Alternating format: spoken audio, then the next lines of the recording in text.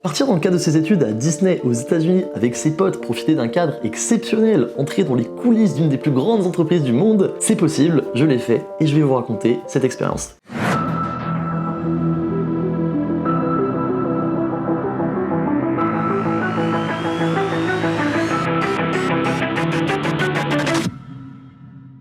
Si tu débarques sur la chaîne, moi c'est Émeric, je suis étudiant en master en commerce et je donne des conseils et astuces à des étudiants qui veulent réaliser des projets en parallèle de leurs études.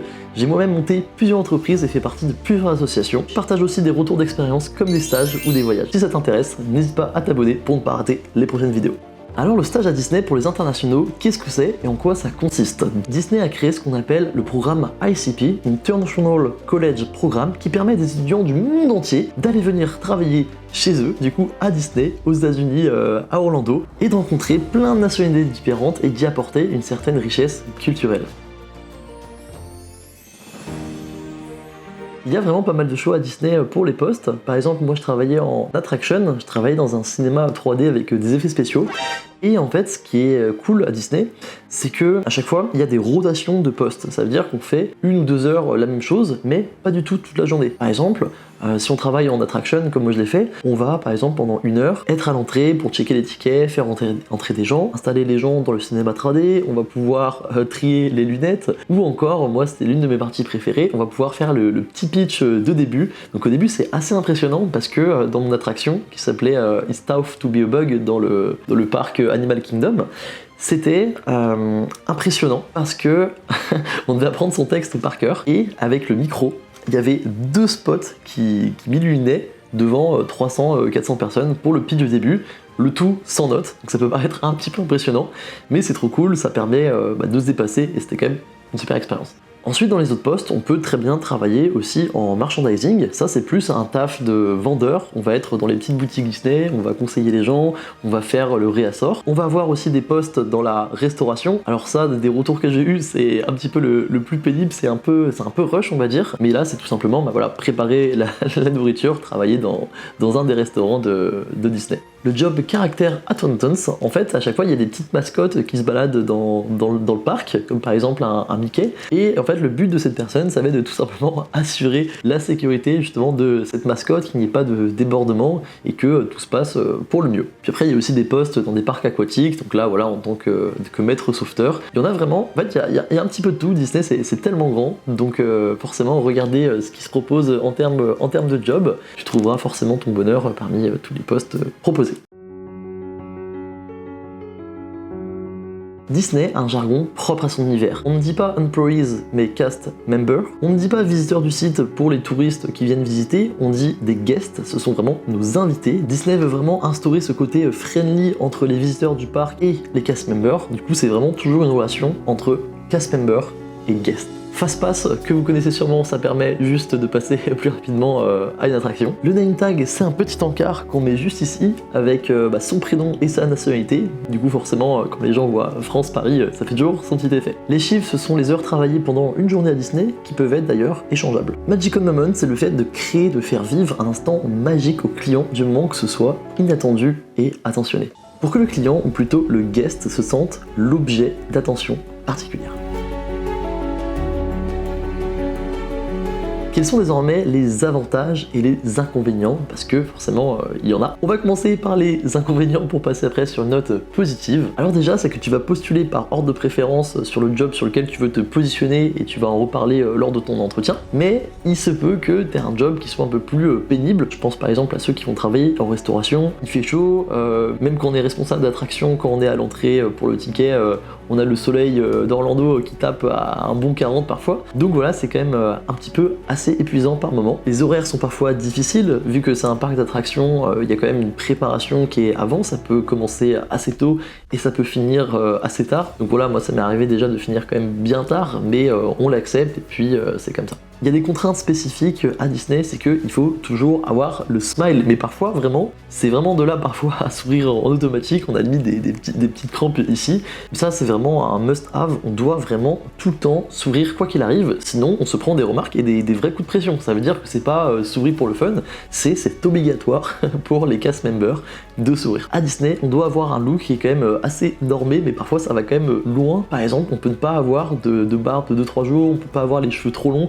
Pour une petite anecdote qui m'est arrivée, c'est qu'à un moment donné, c'était pas pour faire le rebelle, mais j'avais laissé un peu la barbe parce que j'aimais bien. Et il y a ma manageuse qui est venue, elle me regarde, elle me fait "You need to shave", donc tu dois te raser. Elle m'avait apporté un rasoir avec de la mousse à raser, et j'ai dû sortir de mon taf, aller dans une salle de bain à côté, et me raser et revenir au travail. Donc voilà, ils rigolent vraiment pas pour ça. C'était quand même marrant, c'est marrant en y repensant, mais sur le moment j'avais quand même bien le seum.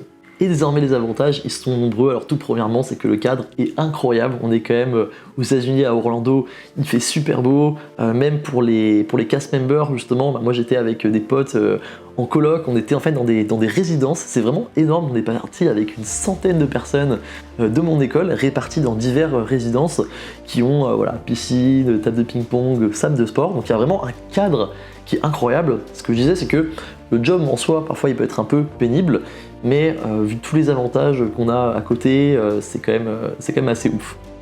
Donc c'est vrai que le fait de se retrouver dans ce genre de résidence avec ses potes, et puis après sortir, pouvoir voyager, c'est quand même assez dingue comme expérience. Et en fait à Disney, ce qui est bien, c'est que ça fonctionne par shift, par attraction. C'est qu'en fait, eux ils ont besoin d'un certain nombre de personnel pour faire tourner l'attraction, mais peu importe que ce soit moi ou un collègue qui les réalise, ça change pas grand chose, et on a la possibilité de trader, d'échanger justement nos heures de travail avec des collègues si ça nous arrange. Par exemple, si on veut partir à Miami vendredi, on peut dire ok, vendredi je ne travaille pas, je donne mes shifts à mon collègue, c'est bon, on ne sera pas payé, mais on a quand même une grande flexibilité par rapport à ça. Du moment que le travail est fait, eux, pour faire tourner leur attraction, que tu fasses 10 heures par semaine ou 40, à la limite, ils s'en fichent, juste ils nous laissent nous arranger entre nous. Et ça, c'était vraiment top pour s'organiser des petits voyages à côté, quoi. On améliore considérablement notre anglais parce qu'on parle avec les autres cast members, que nos collègues, en anglais, on parle avec les guests du parc, donc les clients,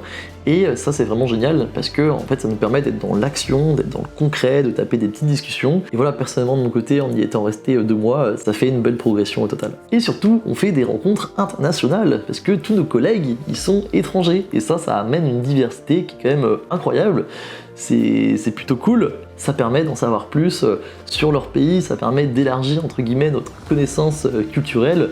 Par exemple, j'avais une collègue qui était mi-suisse, mi-thaïlandaise, on a pas mal parlé ensemble, c'était super cool, trop intéressant. Donc voilà, il y a aussi des événements qui sont organisés entre membres de Disney, donc pareil, c'est toujours l'occasion de taper des petites rencontres, d'en savoir un peu plus et de passer un très bon moment. Disney considère les clients comme ce qu'il y a réellement de plus important et a mis en place ce qu'on appelle les 4 keys, les 4 clés qui vont être 4 principes qui sont faits pour le guest, pour l'accompagner tout au long de sa visite. Chaque membre, chaque cast member doit impérativement les respecter. Le premier, c'est safety, sécurité. Tous les cast members doivent apporter la sécurité la plus totale aux visiteurs du parc. Et on retrouve souvent des messages always put safety first, toujours mettre la sécurité en avant, toujours faire attention le plus possible à ce que chaque visiteur soit en sécurité. Donc on devait s'occuper de donner le meilleur service aux clients tout en assurant sa sécurité. Pareil, ça allait notre responsabilité de, s'il y avait des éclairs, parce qu'il y en a pas mal à Orlando, de stopper les attractions pour qu'il n'y ait vraiment aucun risque. Courtoisie, donc courtoisie, chez Disney, le client est roi et on se doit de lui rendre de la meilleure façon possible. Par exemple, certains guests avaient pour leur anniversaire un petit badge Happy Birthday, et nous, du coup, quand on voyait ces guests qui avaient ça, on était dans l'obligation de leur dire Happy Birthday, joyeux anniversaire,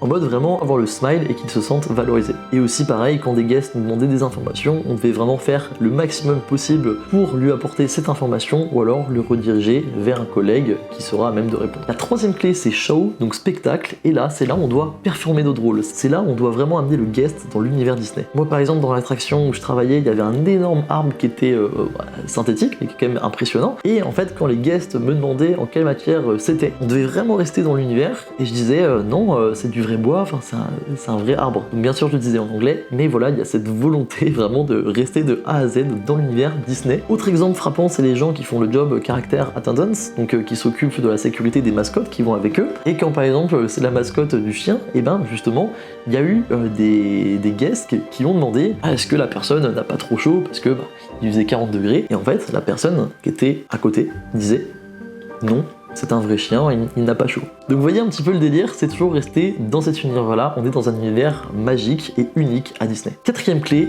efficiency, donc efficacité, et ça consiste à optimiser justement les tâches qui nous encombrent, et c'est de façon à refléter aux guests qu'on n'est pas réellement en train de travailler, mais plutôt d'apporter une expérience, d'avoir un rapport privilégié entre nous, cast members, et eux, guests. Le plus gros point fort de Disney, c'est vraiment l'expérience qui est promulgue aux guests. Donc voilà, moi ce que m'a apporté ce stage, c'est vraiment une ouverture internationale, voir comment fonctionne une grande entreprise multinationale, améliorer mon anglais, faire des rencontres, faire des voyages, kiffer avec ses potes, avoir des souvenirs remplis. Donc c'est vraiment un stage que je conseille. Faut pas hésiter à postuler, après à voir parce qu'avec le Covid, ce qui s'est passé, ça a peut-être un petit peu évolué, mais c'est une super expérience que je recommande. Donc fonce, inscris-toi et va kiffer ton meilleur stage de ta vie. Donc voilà, plus qu'à postuler, si tu as des questions, pose-les en commentaire, je réponds avec grand plaisir, mais ne loupe pas cette expérience incroyable. Et puis, pars avec des potes, c'est aussi l'occasion de bien se marrer.